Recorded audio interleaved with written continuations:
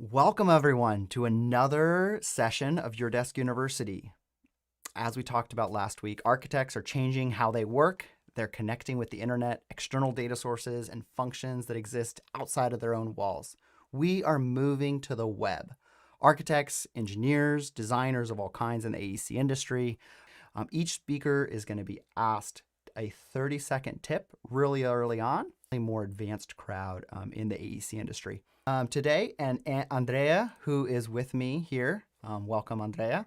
He is a global specialist in design technology and an AEC software developer at Woods Bagot. Prior, his experience was as a design technologist for Willow, which, if you don't know, is a digital twin for the built world. Very cool stuff. And I heard that his team at Woods Bagot, their way has changed the way Woods Bagot tests and release their code worldwide. So with that, Andrea, thank you so much for putting together this session, for coming and joining us. I think this topic of DevOps, automated testing, is so important for the AEC industry and something we definitely need to learn. So I'm really grateful for that. Thank you, Timon. It was thank you for the invite. It's great, and thanks for all the hard work that goes behind this. I was amazed. 30-second tip. Andrea, do you have Right, one for right. us to start off? Yeah, I guess, yeah. So I think I'll keep riding the AI wave that Andrew started last week. It's gonna be less techy, more like philosophical kind of thing.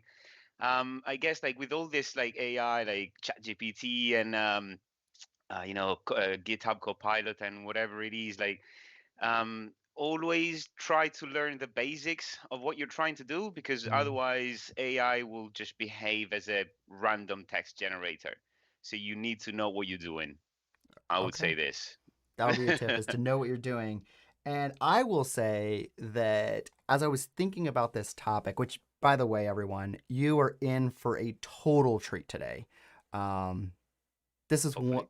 one of the best topics, and Andrea really has tested this, and he's talking from experience. But as I was thinking about this, how many computational designers today are automating something for someone else's work? Like, most of them. But how many of us are automating our own design process, our own testing process, right? And that's what you're going to be talking about today. Yeah, yeah, basically, yeah. And yeah, so it's a streamlined process that we started testing maybe a couple of years ago now. It's been working for a while, and it saved us so much time. And we thought, hey, let's just go out and talk about this because it's really cool. Yeah. So yeah, that's why. Let's And listen when to you it. Let me asked me, put your screen on. Yeah, you yeah, go ahead. Nana, when you were asking me yeah, we want to talk about web and stuff like that, I thought yeah, this is a perfect topic. Web is a pretty broad Mm-hmm. topic, and cloud environments and DevOps and this sort of stuff just fits right in. And let's talk about this again. Yeah, that sounds great. Yeah,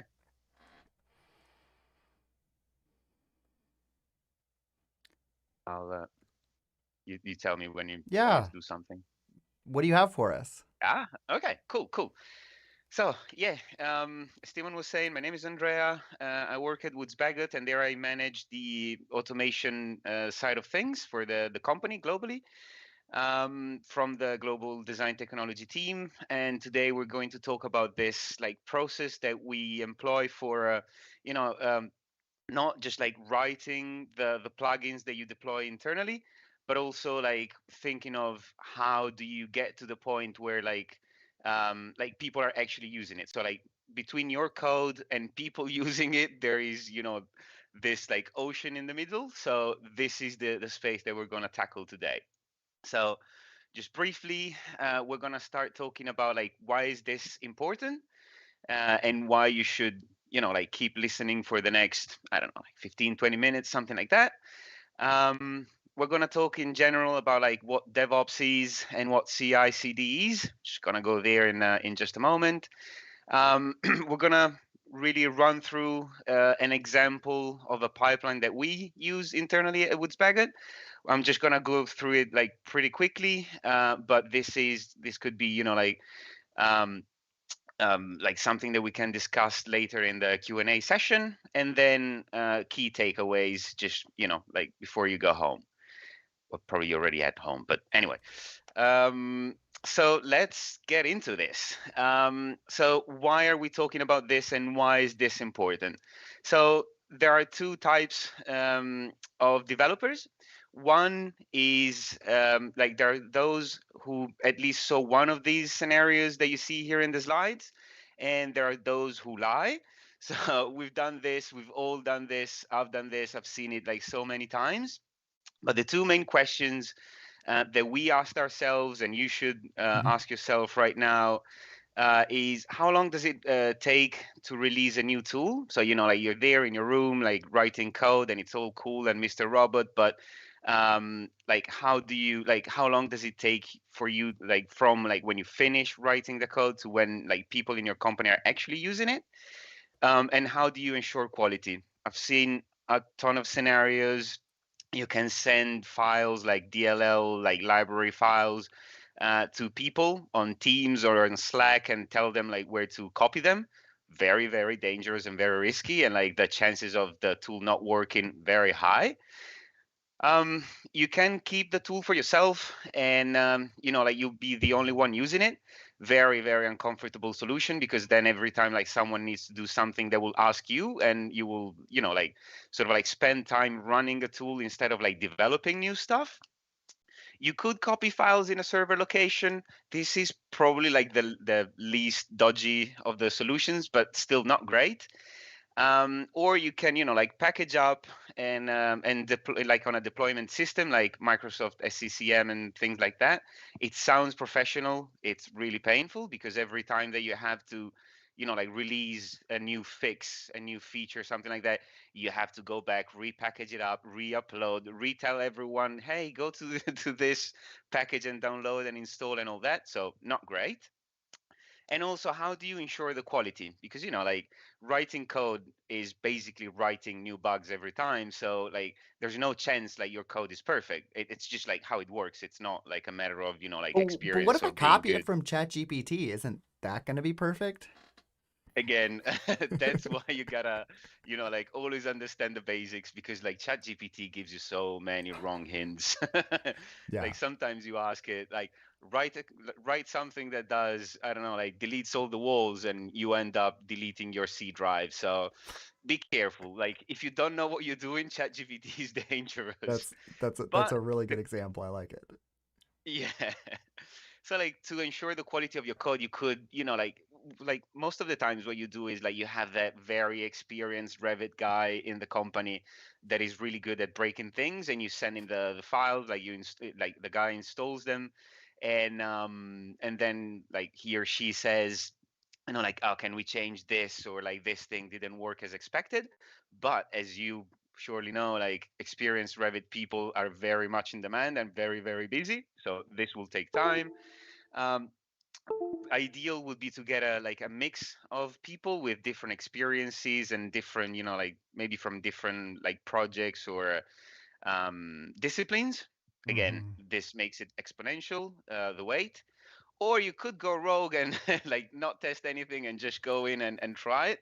Like I appreciate that, but like it can become quite dangerous. So this is why we start talking about DevOps. So one of the things that I really like in general is taking things that have been done in other industries, like such as like the software development industry, and like inject it inside of the AEC and see what happens and see how it works. So this is basically what we've done with DevOps. DevOps is a pretty common way of thinking in the software world, but not so much in the design technology world. Um, and yeah, basically it is a composite word. It comes from dev and ops, of course, which means dev as the software developers integrating with the operations team, which most of the times is the IT team. So instead of having them as two separate things, you have them like merged in one. Because as I was saying, like DevOps is not just a technical thing. It is actually like a way of thinking, a sort of like a philosophy.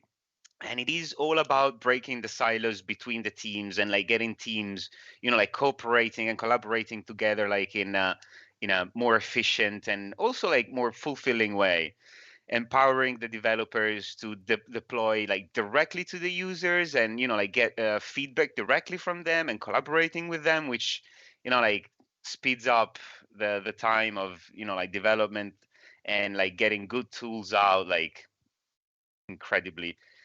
um So why are we talking about DevOps? There are a few components to it. So one good thing is the automation side of thing that we're going to see in just a moment. And the good thing is like once you set up the pipeline, once you set up the process, you can bypass the IT team. Not that the IT team is a bad thing, but just, like it's an extra step. So you just automate a process that every time that you push some code or like you can choose your kind of trigger, it starts and deploys directly to the right people. And this is like it just like works consistently every time because it's a computer doing it, of course. Um, Also, like you're able to deploy more frequently, so you get to like better, more advanced tools like quick yeah quickly, because like the feedback loop is just like faster and more transparent, more direct. um, and you have the feedback from the end user, of course, gaining credibility with them because they know that you're trying to help them and like you're working for them, with them. So this is great. And also you're increasing the confidence and the reliability, like between like inside of the dev team as well, because you're automating the like you're testing automatically the code, so you're releasing less bugs. Again, there is no chance where you don't release any bug, like you release less bugs. um, and this all like reduces time and credibility and quality of the code, which is great, of course. um, and from this, let's talk quickly about what CI/CD is, which is basically the technical subset of DevOps, like the technical arm of DevOps.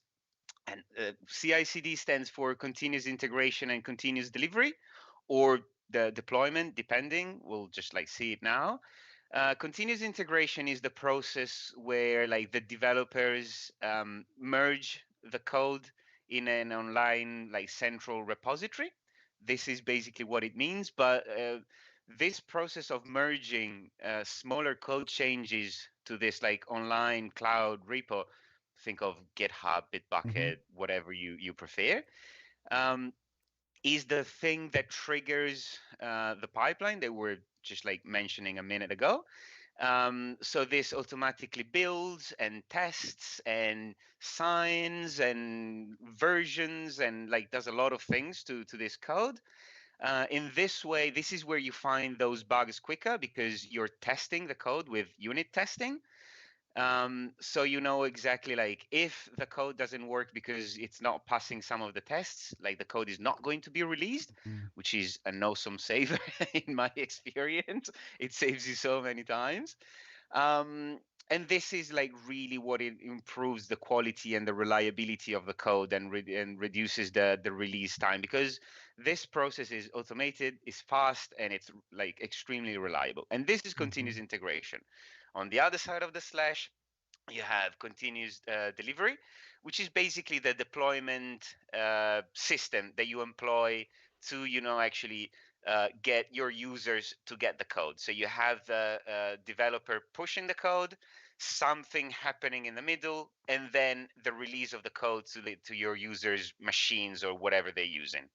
The difference between continuous delivery and continuous deployment is continuous delivery requires human interaction and a conscious decision of saying, okay, I'm releasing this code to everyone. So pressing a button. And this is the most common of the CDs. While continuous deployment is, we're not going to talk about it here. It's not that popular in general because it's fully automated and it doesn't require any human interaction. So if the CI side of things works and all the tests are working and everything, then everyone will just get automatically the like the new tool. Mm. And a CI/CD pipeline might look something like the list that you see on your on the That right chart hand on the side, right. Mm-hmm. which we're gonna fly through it right now very quickly, unless there are questions, of course. I'm Yeah, gonna I'm looking. pause I for a don't see any second there. questions. Definitely Okay. throw the questions out there if there are any. Yeah. Um, yeah, I mean, I have questions. Maybe I'll throw one of them out. I know we're gonna get to it, but I was Okay. wondering about Okay. signing the files. So Oh yeah. I think for the crowd here, which has kind of a spectrum of people who are listening to it. Like, what's the particular need for signing a Revit add-in, for example?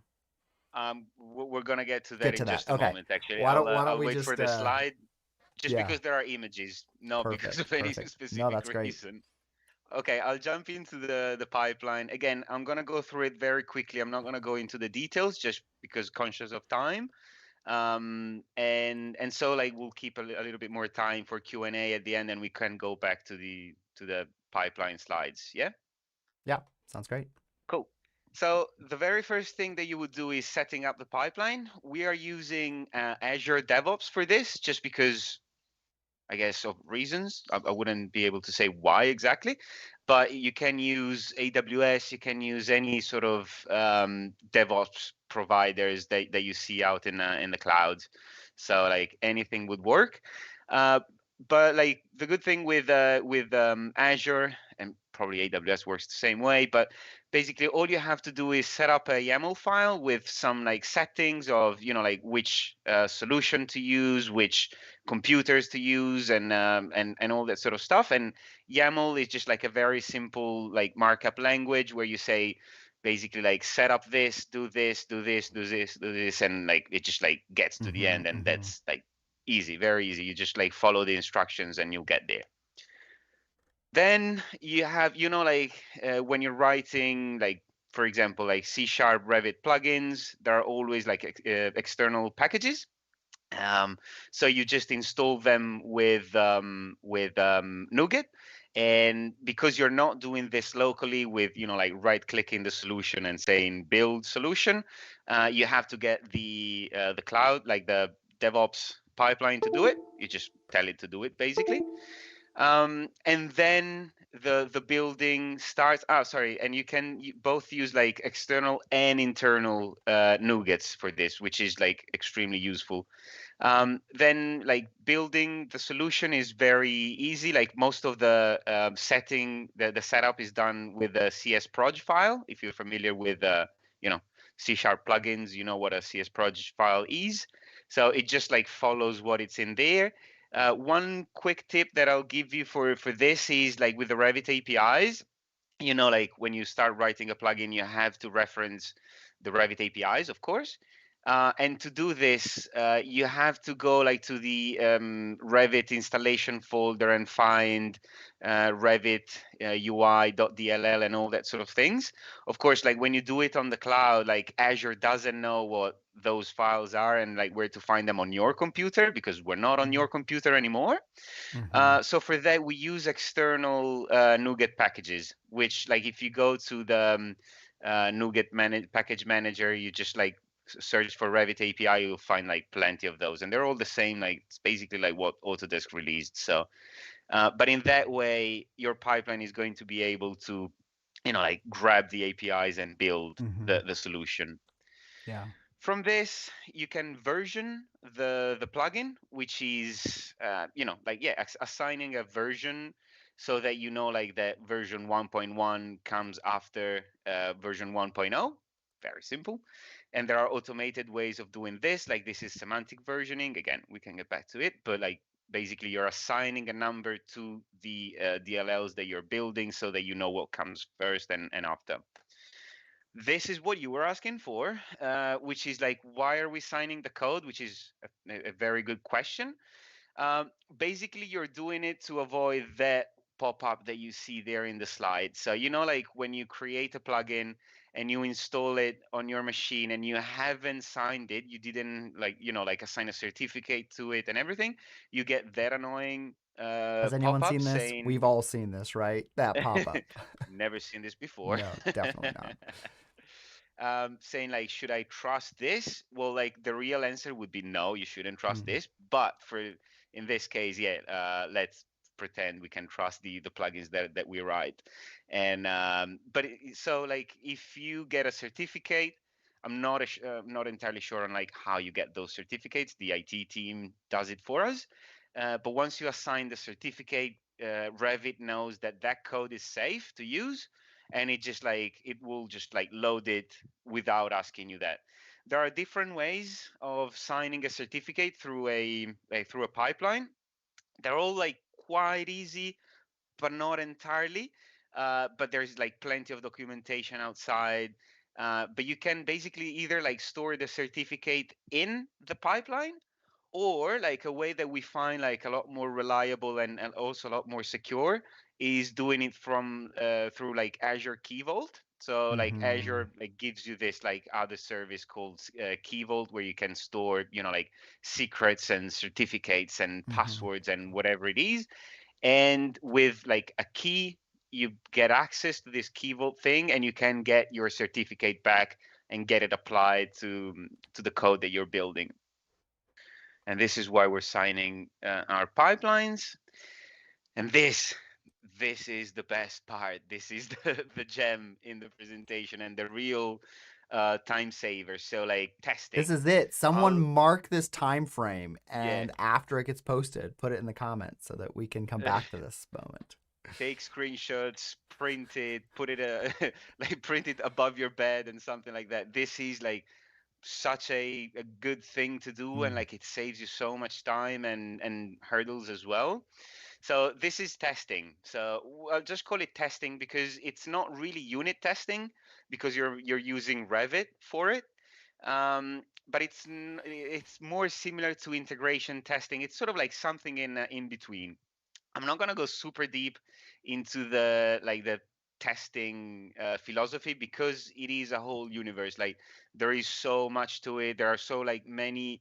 They've written so many books on it that like talking about it for a minute wouldn't really solve the problem. So like if you're interested, definitely go online, text me. I have a couple of books that I've read about it, which are like really well done and really interesting and easy to follow. So like feel free. Um, but yeah, like we're not covering this that much, apart from the fact that like you're basically like when you write the code, you're also writing the tests. So like for example, you write a method that has to delete all the walls in Revit. At the same time, or after or before, like it doesn't really matter, at some point you also write a test that goes in and checks if your method deleted all the walls. If there are still like some walls in Revit, then great, green, it passed and the test is fine, and you like keep going with your pipeline. If there are still walls in your Revit files, then no, like there something went wrong, and we shouldn't be releasing this test. So you get a thumbs down, Mm-hmm. red flag, and the pipeline stops there, which is amazing, because then you're not releasing code that it has bugs. Like if you Mm-hmm. know it has them, like it just like stops them automatically. There are a few different ways of like running those tests. The Dynamo team, kudos to them. They released a few years ago the Revit test framework, which is a Mm. framework for running like tests for Revit. So basically, all it does is just like it opens Revit, it runs the code inside, it runs the test, and gives you back an XML file. So thank you, Dynamo Kudos, team, for that. kudos to the Yeah, Dynamo team, right? yeah, Um, absolutely. and You which, don't by the need way, to. they're going to be doing a presentation about Figma. Their UI team is, and or sorry, Oh, their user nice. experience team. So that's going to be really Oh, interesting nice. I when we love get to Figma. it. I'm definitely gonna check that. Ah, you're a big Figma user. Not big, but I do like it, and I think that I don't know, like for some reason, architecture should use more not Figma itself maybe, but like the Mm. idea behind Figma.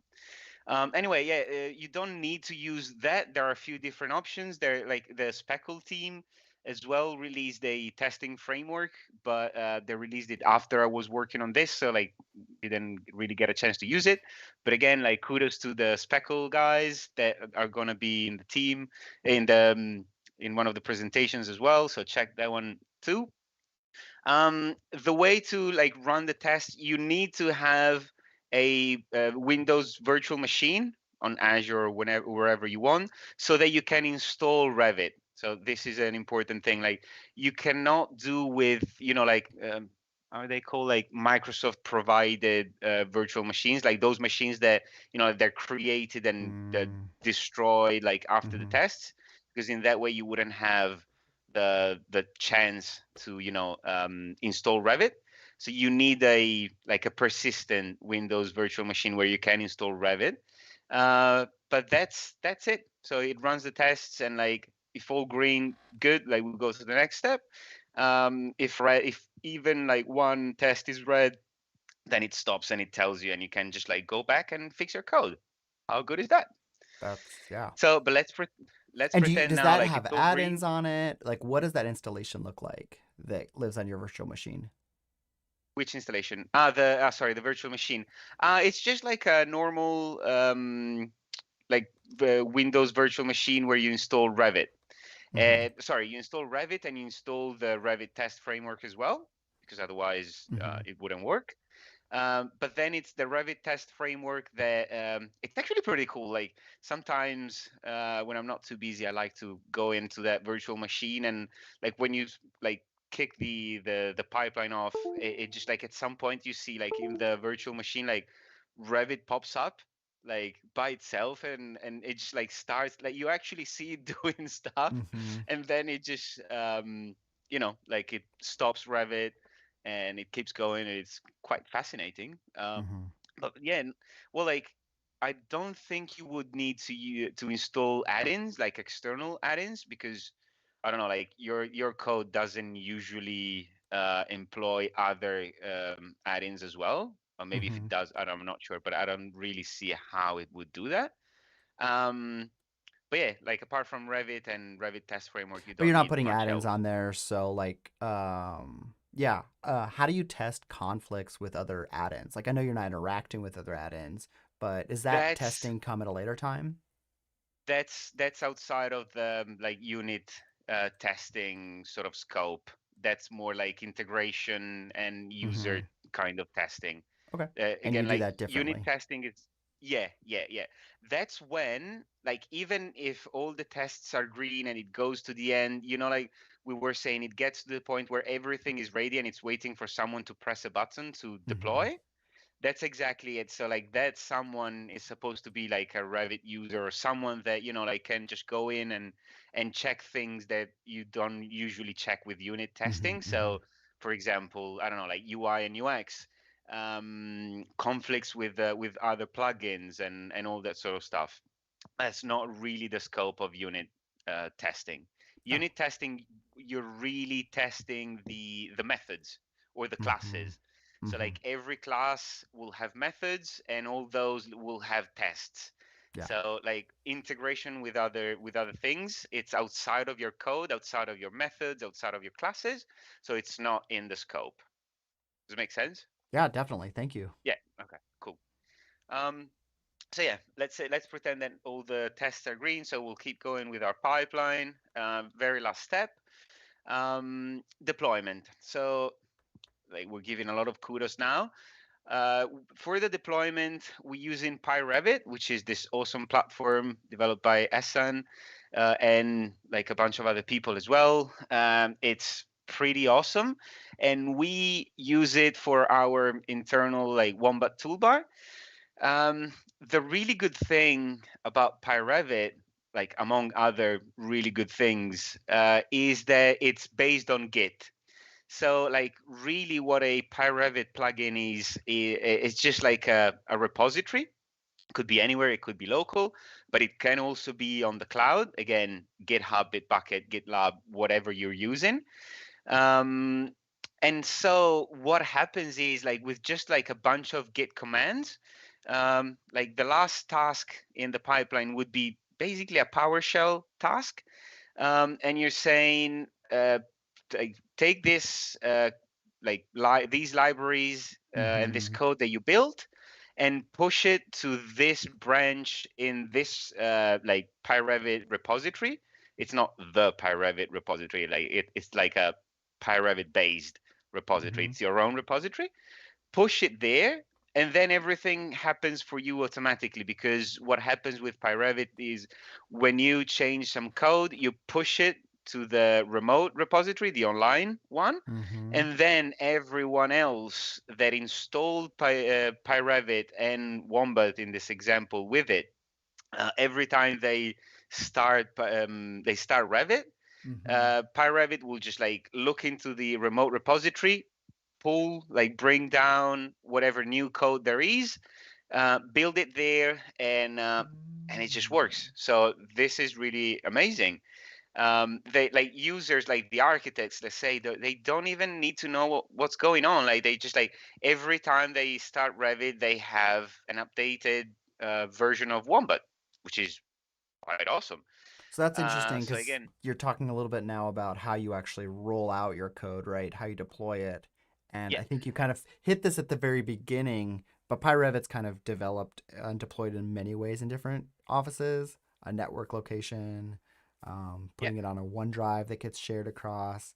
yeah, And you use kind of the Git functionality that's built into PyRevit yeah. to pull the repo to your team members. Yeah, exactly. And I think, yeah, you can deploy PyRevit in many different ways. But in my experience, like really the easiest, not just like the most powerful, like I think it is the Mm-hmm. most powerful, but it's also actually the easiest way, is just doing it through Git.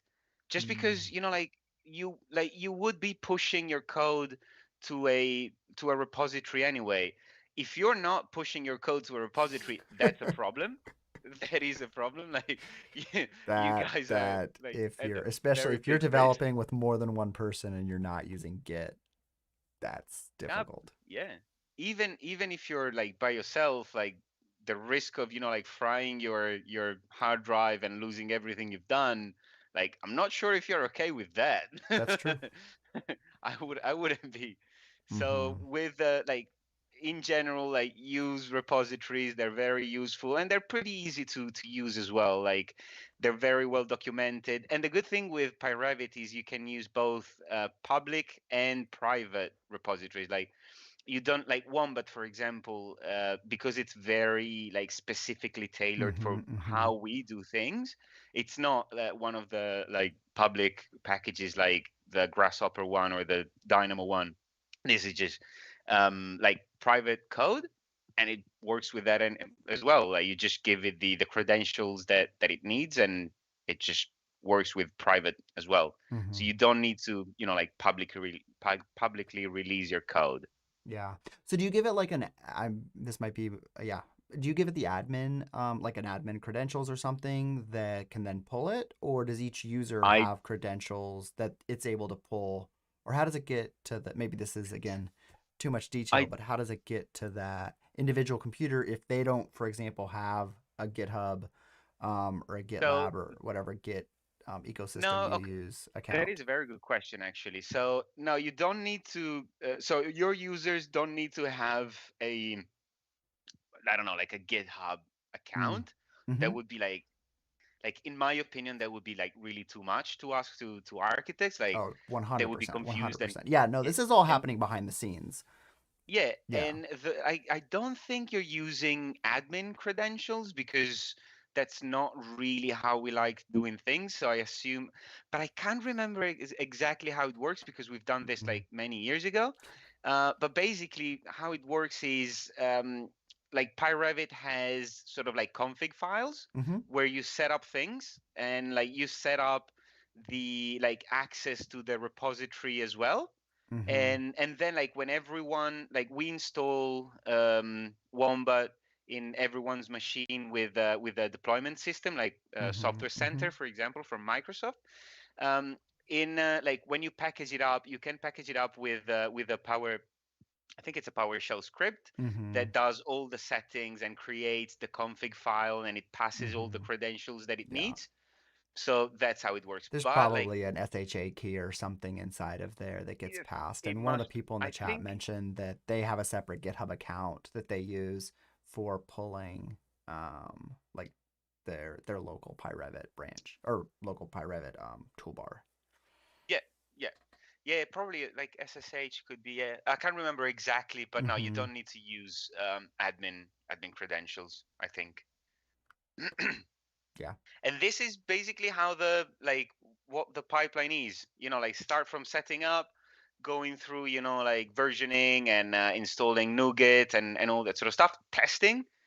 Like I'll Mm-hmm. never stress this enough. Like testing is boring because you have to write extra code and it takes extra time, but it will save you so much time in the long run. And then you build and you deploy, basically. So key takeaways. So if you fell asleep halfway, just like go home with these like three things.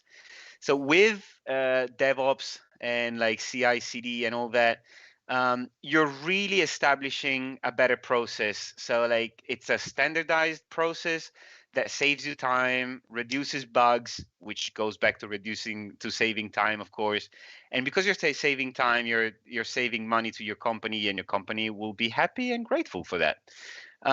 Also, and this is probably like my favorite takeaway, you're really creating a better collaborative environment for the devs as well. It's not just the users that will get like better tools and better code and like less bugs and that sort of things.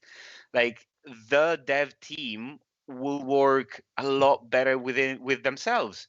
The process is all like smoother and like less stressful as well, because like you don't really need to blame someone on, oh, you created this bug, or now you fix it, blah blah. Not that it really happens, but like in a fifth It grade does. kind It of does. scenario. I never saw that, luckily enough. But because like you're controlling the process and you're writing tests, like the process is more reliable, you're releasing less bugs, everyone is happier to work together, and Mm-hmm. like it's just like a better environment, and like better collaboration. And the last thing might seem obvious, but you're also like achieving better results. So like not only on the side of like releasing better tools, better plugins, but also like you're creating this sort of like fast-paced feedback loop, which is amazing because like you're releasing more frequently, you're getting feedback more frequently, you're finding, yes, bugs more frequently, but you're also like a lot of users, like what we've been seeing internally at Woods is a lot of users, like they get like very passionate about what you're doing, and they like text you on Teams saying, hey, I thought like we could do this, like we could improve this tool like by doing this and that. And like it's not like, oh yeah, thanks, great advice, I'll develop it, and like a year later you develop it and maybe that person already left the company and all that. Like it's a matter of, could be hours, could be days, and you release it and they test it like, oh yeah, this is great. And like they'll tell everyone else, oh yeah, I worked with that team, they're great, you can ask them uh, like to develop stuff for you, and they're really quick and all that sort of stuff. So you're like, in general, you're getting like better results, and the dev team also wins credibility, like towards the company. So better collaboration within the dev team and like outside of the dev team as well, like with the users. Mm-hmm. Mm-hmm. So this is it, and I'll open to questions. Yeah. Thank you first. Very much. Thank Thank you. you very much. If you thought Andrew's presentation was worth it, do the YouTube thing, help the algorithm, hit that like button down there. Can't have a show without saying that. I will say there are a few questions that came up. There's been an interesting chat yeah, there's been some interesting conversation just around the topics that you were bringing up around how do we get the credentials out for PyRevit. So thanks for bringing that up. I also have to say, like, you shared a really interesting pipeline over there, and I know I'm personally interested in like walking through it again. I'm not going to get in there yet. maybe we'll field a couple of these questions. And if there's other Yeah. questions, please bring them in. Also, I have to say, Andrea, for your desk, I'm thinking that we're going to hit 2,000 subscribers, which when we originally started this channel, I thought there were like 200 computational designers in the whole world. You deserve more than 2,000, man. And there's a lot more of people who are interested Yeah. in these advanced kind of development topics. So, anyways, Yeah, we're guys, like hit two the away. subscribe button. I'm watching the Two. counter. We're two Ah, away. We're at come on, guys. 1998. There So must be someone that hasn't hit that we're button. Do right it now. there. Yeah, definitely. All right. So first question is, can you talk a little bit more about creating a collaborative code environment? How can multiple people work on the same code at the same time? Okay, so we're going back to Yep. Git basically and version Can you talk control. about it? Yeah, of course, of course. Was there a slide about it? No, probably not. I don't think so. No, I don't think so either. Okay, that's a very good question, and in general, like it's something that I believe everyone should do. So there is this concept in the software world, which like hit Google, hit ChatGPT with some questions, but basically you're looking for a version control, which is this system. And one of the like most famous or like most utilized Mm-hmm. version of that system is Git. Actually, like created by Linus, the guy that created the operating system. Um, and so the way it works is you're creating some sort of like you can think of like Git and GitHub and Bitbucket and all that sort of things like some sort of like Dropbox. Think of it Mm. as Dropbox. So you're creating a Visual Studio solution, okay? And you're creating this like online space, online folder, okay? And you're writing some code. And once you've done, like it's like a video game, like where you like kill one of the bosses, you hit save, but by saving, you're sort of like pushing the code online. You're pushing like the state of the code online, like Do you all hear the that? When lines of you code that you've kill one written. of your bosses, we just got Ouch. removed from YouTube because we're recommending people killing bosses. Anyways, you save Yeah, it not up to not the that kind cloud. of That's where bosses. you're now. Talking Oh, about sorry, monsters. the monster boss. Okay, the dragon in uh, Nintendo. yeah, let's talk about dragons. Yeah. um. So yeah, so you're pushing the state of your code online to, let's say we're using GitHub. Um, and it goes there, and like let's say that you have like two other people in your team working on the same plugin. Those Mm-hmm. people will be able to, like you give them the GitHub link, they go there and they're basically like pulling down from the cloud that version of the code that you pushed just a minute ago, Mm-hmm. right? And they will be developing like different features for that plugin, or they will be fixing bugs and all that sort of things, and they will be working on a local version of that Visual Studio solution that you pushed online. Once they're done with their code, they will be saving and pushing to the cloud. But that cloud, that sort of like Dropbox kind of folder that we're talking about, is a little bit smarter than Dropbox itself.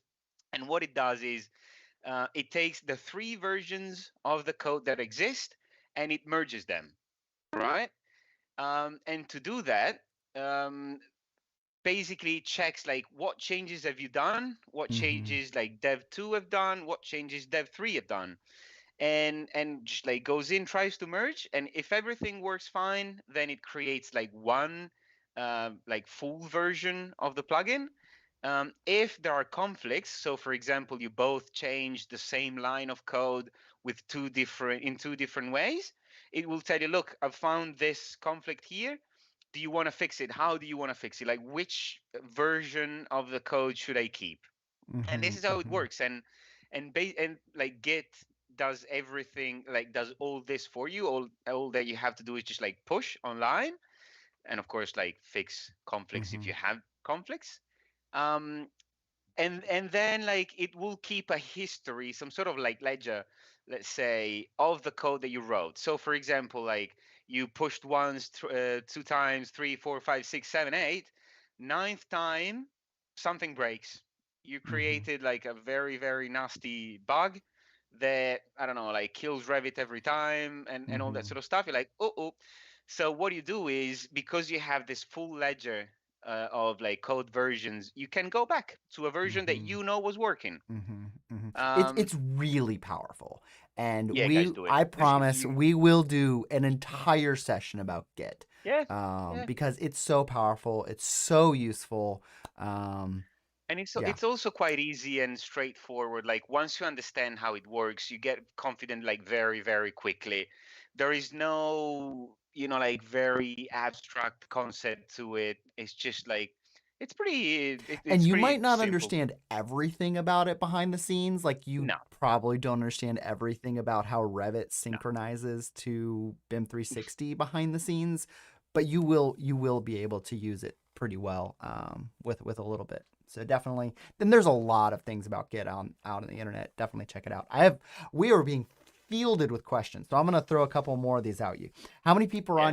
are on your team? And the question is around DevOps, but obviously more around you. What's your development team look like at Woods Bagot? So the global design technology team, I think we're around like 15 people at the moment. We're not all developers, but I think we must be like something like 6 developers at the Mm, moment, mm, often working on like different initiatives and different, like things.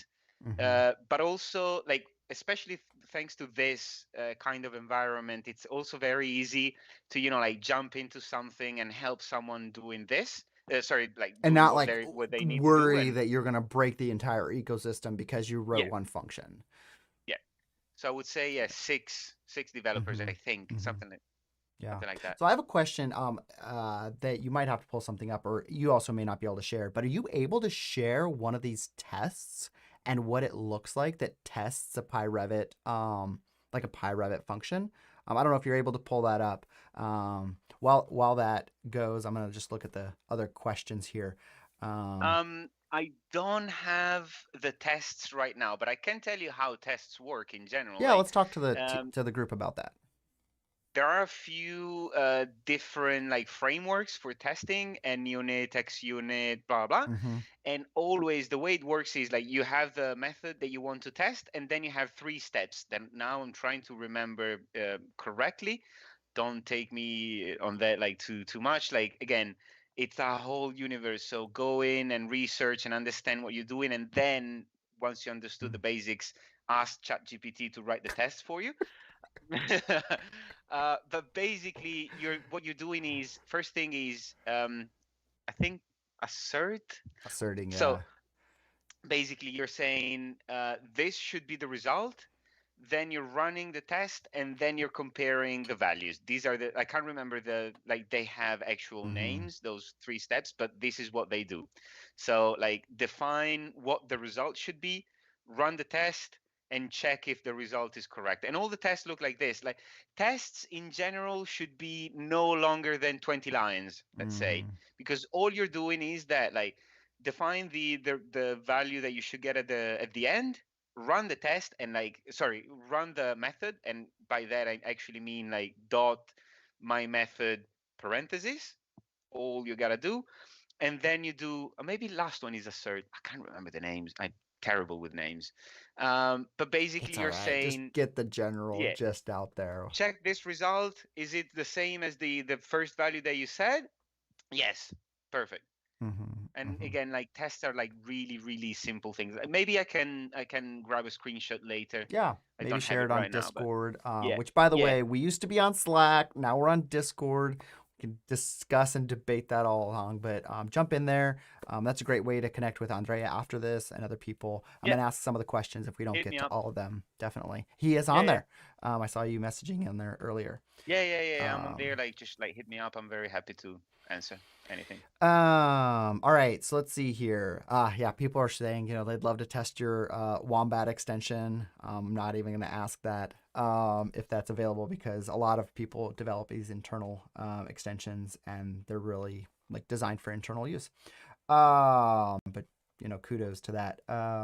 Does custom Revit supply all the needs for any stuff, or do you have any C# add-ins that are developed stuff? Like, are you able to do everything inside of Wombat, or are there some things you're developing C# add-ins? Yeah, Well, with on the like side one for of the Revit, like specifically thinking about Revit. very cool things with PyRevit is that like it has Py in the name, but it's not just Python. Mm-hmm.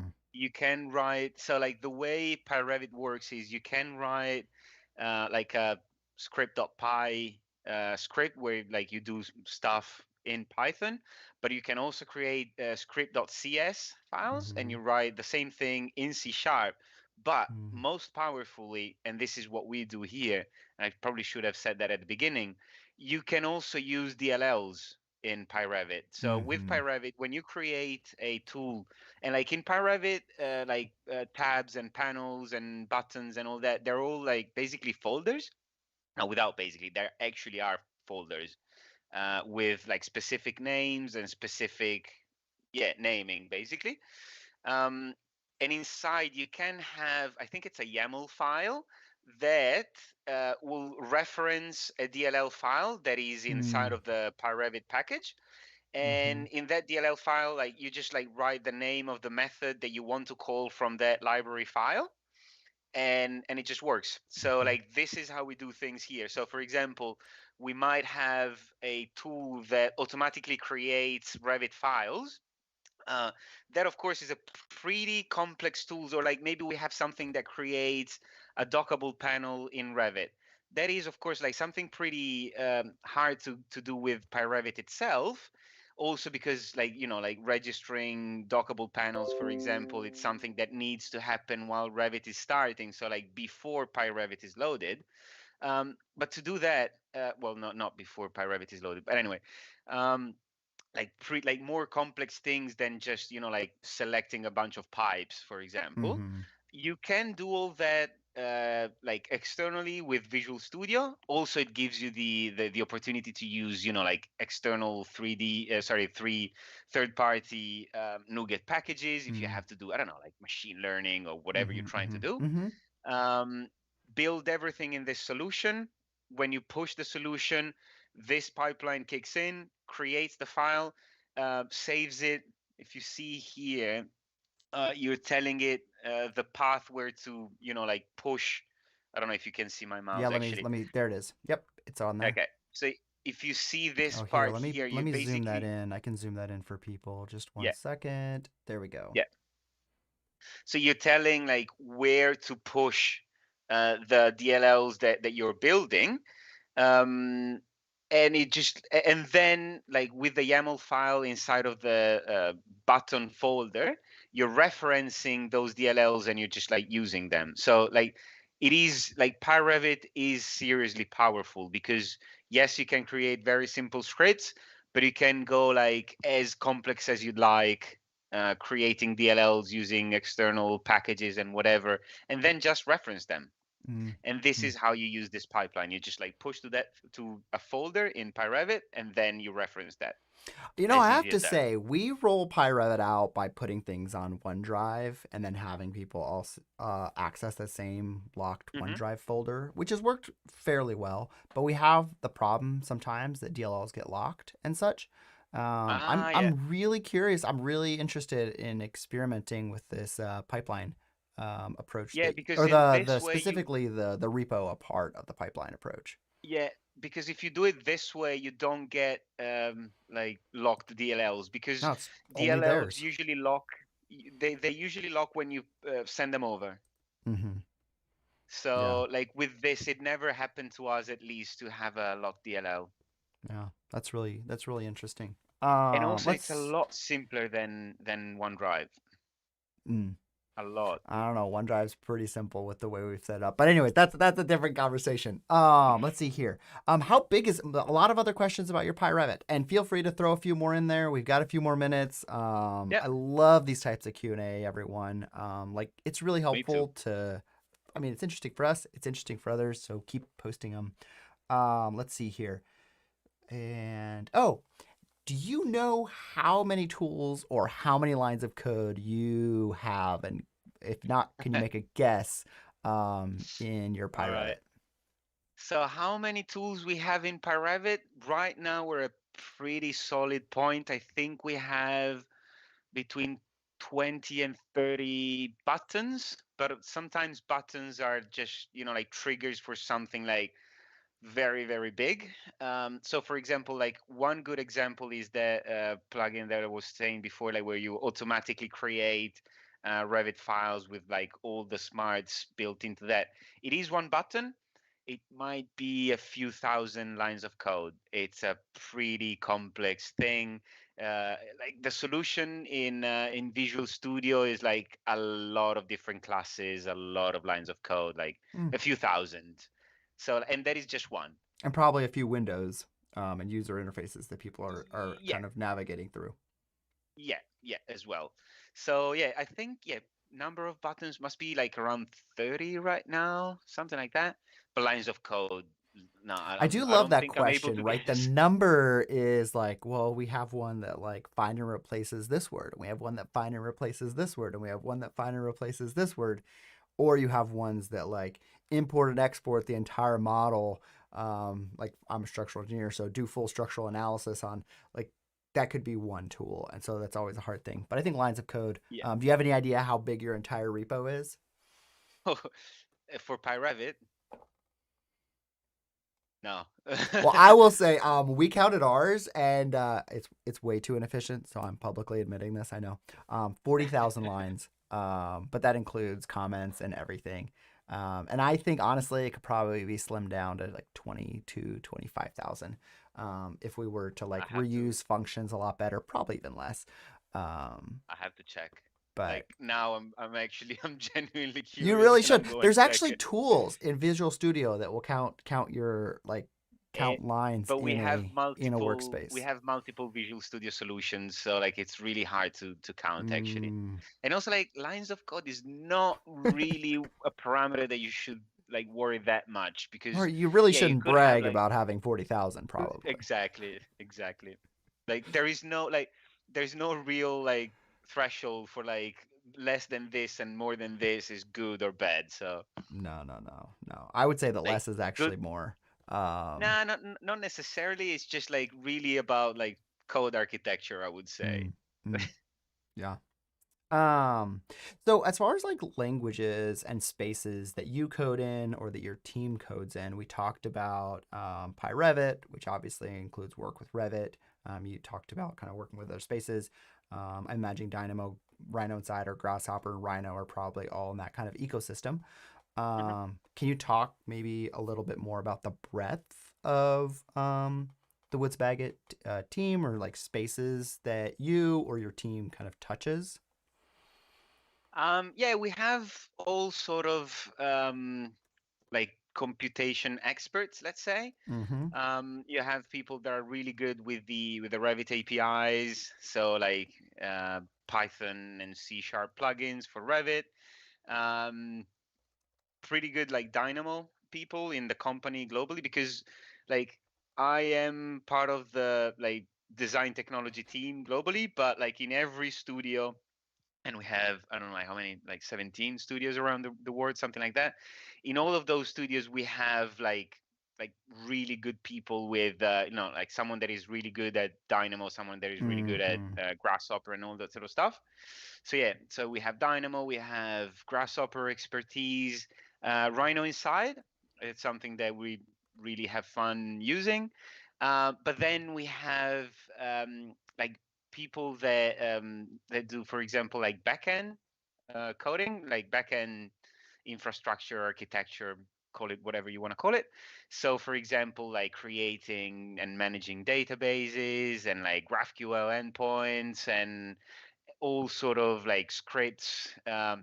we do a fair bit of web development, but like it's not web development per se. Like it's not like we're creating like websites, or at least like Mm-hmm. we are, but like mostly internal stuff. Um, but for example, like something that we want to integrate with Revit. So for example, like Mm-hmm. one good example, and I think I should be fairly confident in saying this. So one of the problems that we see a lot is we have a lot of tools, because yeah, we have 30 something plugins, sorry, buttons in Revit, but then we have like Dynamo, and then we have Grasshopper and all that, and like, and people are like, this is great, we love the fact that you're developing all this stuff, but we don't know where that stuff lives. Like we don't know what we have. Mm-hmm. Like we have a huge toolbox, but like we don't really go and check every button what it does. We do a lot of presentations, we do a lot of demos, a lot of communication. It's never enough, unfortunately. So for example, with our team, we created this sort of like internal like Google for tools, and people are just like, like, I need to create 20 sheets of this series. They just like go to this like web page that lives inside of Revit, for example, and they say like, I need to create sheets, and it gives you like a list of tools that we have that do that sort of stuff. Mm-hmm. So Mm-hmm. like, I would say it's pretty good. I don't know. It's pretty wide, the like the things that we do, and like we're always like, we're very experimental as well. So we like new ideas, and we like testing new things, and yeah, like messing around. We love messing around. Yeah. I mean, Yeah. we all do.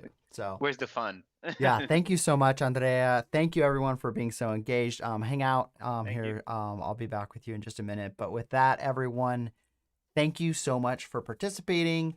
Thank you for the time that the engagement, the way that you were involved in this. We look forward to bringing you more things. Check out yourdeskuniversity.com for a whole slew of sessions that we are bringing to you, both past and present, all focused on computational designers and people in the AEC industry who are interested in really developing things further.